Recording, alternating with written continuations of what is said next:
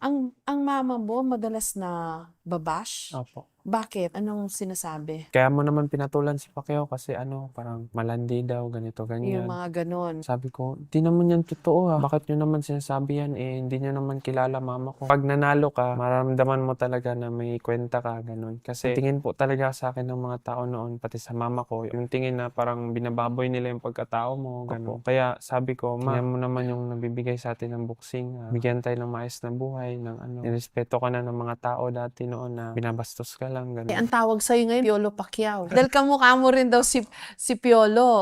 I understand na hindi naging madali ang buhay niyo. Ano naaalala mo? Naalala ko po, yung mama ko, pagtapos ko ng boxing, 9 years old ako, binisita namin si daddy. Punta kami sa birthday niya, dun sa mansion niya po. Naghintay po ako sa gate kami ng mama ko ng ilang oras. Bakit daw? Siguro, hindi rin alam ng daddy ko na nandun ako. Humingi na rin po siya ng tawad sa akin. Pinatawad ko rin naman po siya. Ang importante lang sa akin na makasama kayo. Thank you Lord na ano, talaga po dad. Tapos pinagawa niya po lahat, mga abogado, mga ganun. Pinirmahan niya na ako po si Manuel Pacquiao. Tinatanggap ko po si ano, ganun. Kinilala ka niya after a long time. So ano pakiramdam ng araw na yun? Naalala mo pa? Masayang-masaya po ako. Hindi ko po ma-explain masyado kung ano, pero sobrang saya ko. Thankful po ako nun kay Lord. Pumasok po ako ng kwarto, dun po ako umiyak. Sabi ko, Lord, thank you Lord.